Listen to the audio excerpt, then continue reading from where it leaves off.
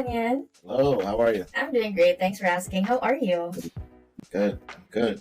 It's the end of the week, wrapping up. Good. That's nice. Good to hear that. Okay, so welcome again to our video series. Today, it's we're going to discuss more on like the business architecture and how this transforms into strategy and into success. So to start, I just want to ask if you could briefly explain like what business architecture is and why it's essential for effective strategy execution. It's a great question. It's like the $1 billion question. I think we could all relate to business architecture, or we could all relate to the term organizational assessment, right? It's an opportunity organizations have to kind of evaluate where they are. What are the attitudes and efforts of staff, and what's the temperature in the organization, and kind of taking that as a baseline. Business architecture goes a step further to understand what are the actual kind of skills and resources and policies and services that shape what this organization does from day to day, what it has, where does it achieve value, how does it achieve its value. The collection of all of those kind of aspects of the organization help to frame exactly what this organization looks like. And it starts to give the organization a way to view exactly how effective any type of strategy execution could be. So an organization can have repeatable processes and still experience challenges when it comes to being able to deliver strategy effectively. And the reason behind that is because while we may have experienced or gone through change initiatives or even repeated processes before, or previous experience, but every change initiative brings with it some type of new skill or resource that's necessary, right? It draws on something different. And if we don't understand the nuances of what this particular change initiative requires versus maybe another one that looks similar, if we don't understand what that is, if we don't understand the capacity that skill or resource is available or accessible to us to utilize to change, then it becomes really challenging for us to project exactly how successful we can be in a particular, change initiative or in implementing organizational strategy. So business architecture gives us that insight, right? It creates that transparency, because what it does, it allows us to gain answers to the questions that we have in terms of collectively as an organization, what are all of the skills and the resources that we have? What is their current capacity? What are we identifying as value? And what are the stages or transitions our organization has to go through for that value to be delivered? And even within those stages, right, what actions must we perform, or what skills, or what resources must we leverage to make the transition from one state to another so that our organization can deliver on that value, right? What are all of the policies that are either imposed on our organization or policies that exist within our organization that shape how we can deliver services, that shape how our organization functions, that shapes, what our programs look like, or, what services we can or cannot deliver. The collection or the answers to those questions give us a framework for what the organization actually looks like.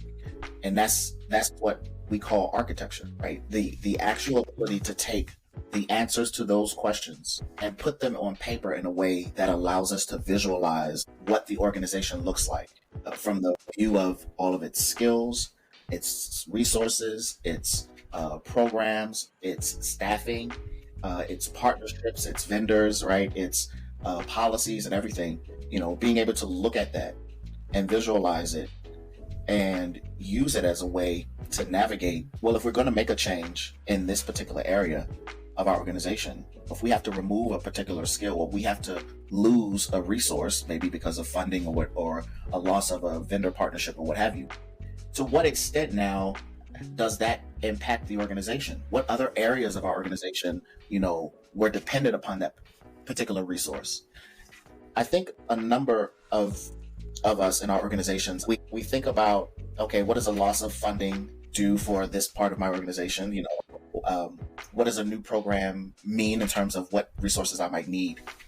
So we process that in our minds, but sometimes we miss some things, right? It's just very natural for us as human beings to miss some things. The other piece to that is we miss some things because the only perspective we have of our organization is the perspective we can see, right? So it's this very you know very it's a way for us to understand just how intertwined our organization is, and how all of those pieces work together, and just how one small thing can create the ripple effect.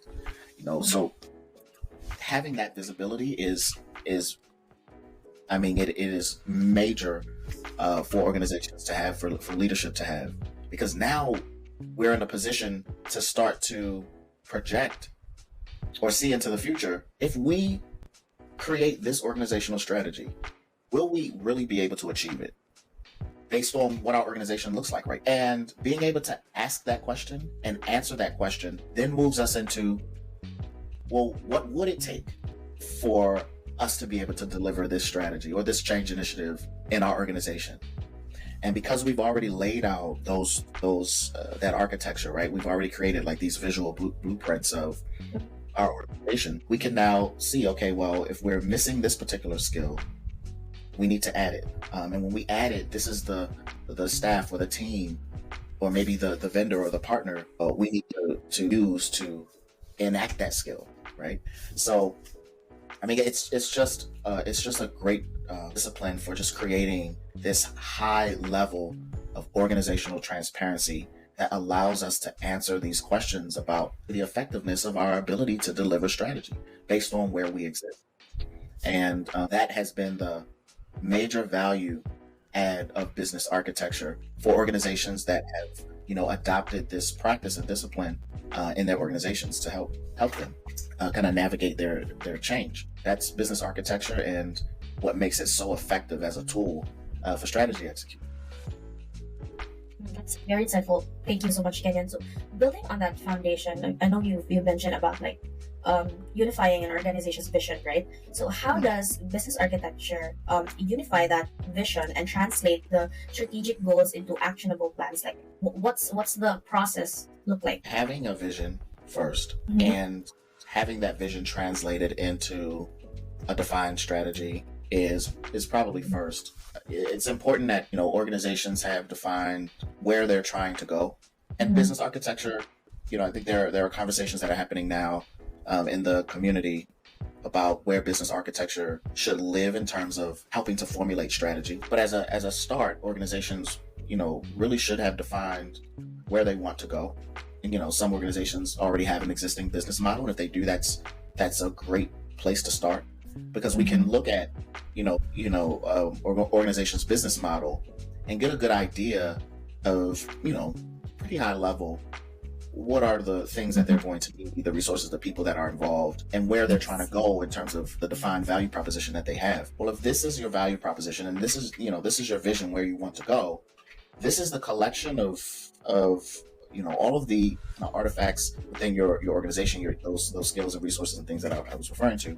These are all of these pieces that will be required. And when we've looked at or identified all that's going to be required, we can then start to analyze it to say, is it enough? Right? Are all of what's needed? Do we have it currently? How well is it functioning right now? And is it enough?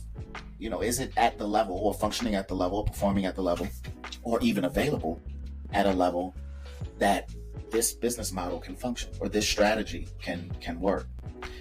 And once we've gone through that analysis, we can then say, okay, if it's not functioning or it is not performing where it needs to be, this is now the work of the organization. These are now the initiatives or the action plan or the implementation plan that we need to put in place. So having that, going through that process, that analysis of one's business model or strategy compared to the organization's architecture, allows us now to define what are the initiatives or the new projects that our organization must take on to actually allow this strategy or this business model to be executed. Right? So that becomes the work, and it's really a very I'm speaking about it very linear, but it's definitely a process that can have its up and downs. But for the most part, it is just kind of a transition from, hey, here's where we want to go to,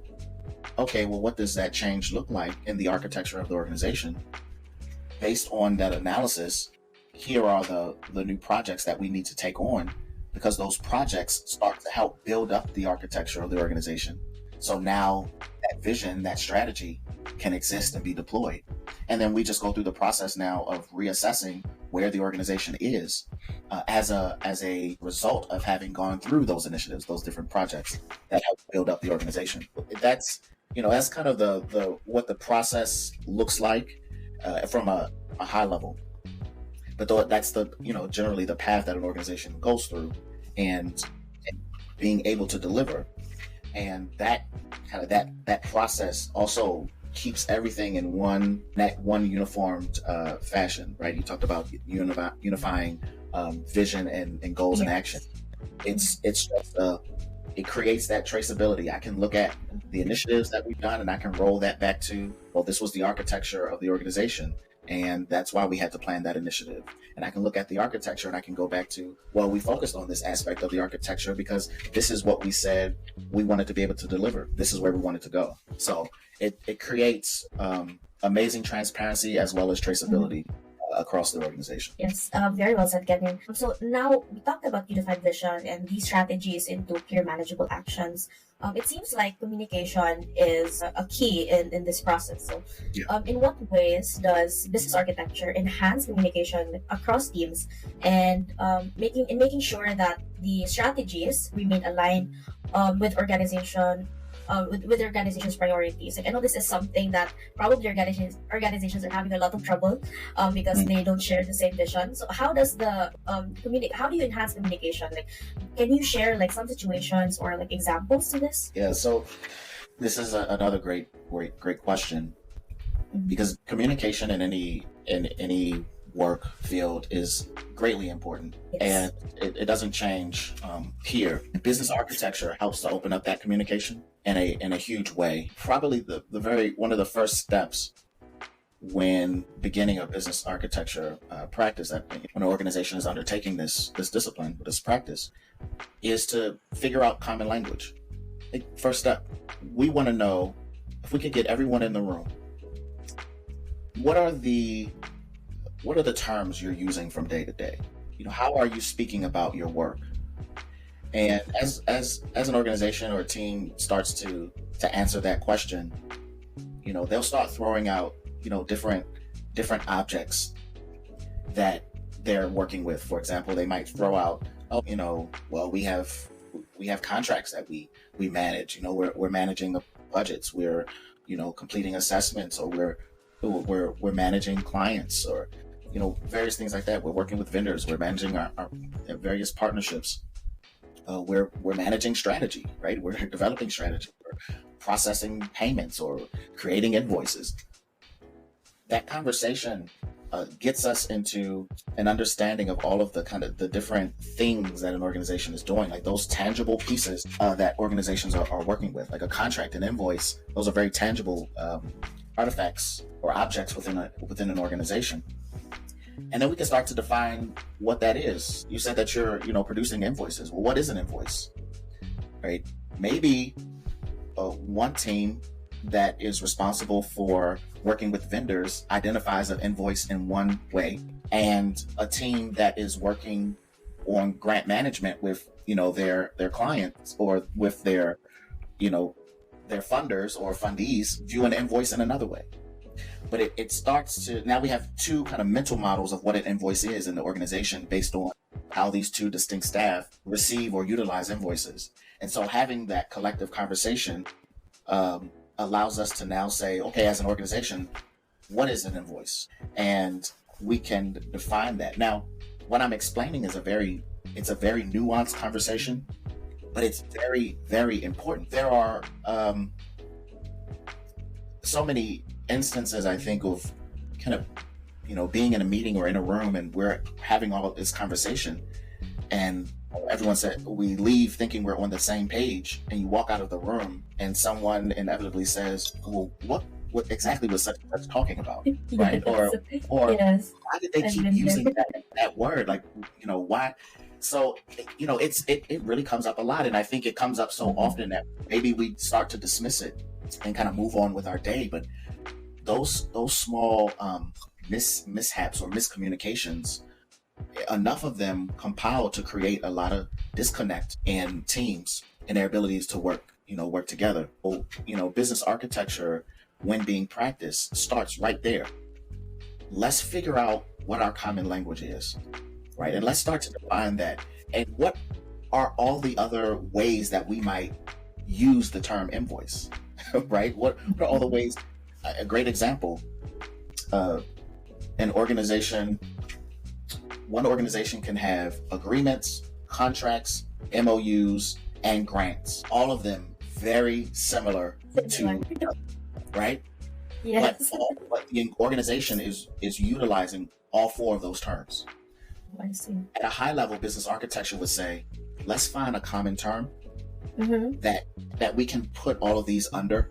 Anytime we use the word, let's say that common term is agreement.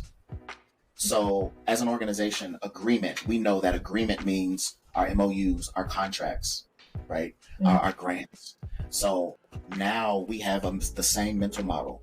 And if I'm in a meeting and I use the term agreement, and someone else uses the term grant, we aren't crossing, we aren't having a miscommunication. We understand that anytime those terms are used, it all relates back to this higher level term of agreement. This is the language our organization has agreed to and has established. So that's again, that's like, kind of first start with business architecture, and also why it's such a good practice when we're talking about how do we improve our communication, how do we align our communication, how do we align how we speak to each other and reduce chances of us having misunderstandings. Yes. Now, clearly the structure provided by the business architecture content is transformative. I was Yeah. thinking that word the entire conversation is like Yeah. very transformative. Now, this is my last question. So for organizations looking to adopt this approach, so what are the critical first steps to get started? Wonderful question. Very first step is, why do you want business architecture? Mm. The practice of business architecture is, as you mentioned, very transformative. Yes. But transformation means change, and it also means if we're going to do it, we've all got to be on the same page and committed to wanting this change. And so that first step is, why do we want to use it? What's the use case for it in our organization? And what's the value we're intending to get out of it? If we can just focus there, it creates a point that allows the organization, its leadership, its partners to unify, right, around a common goal, right? So kind of rally around something.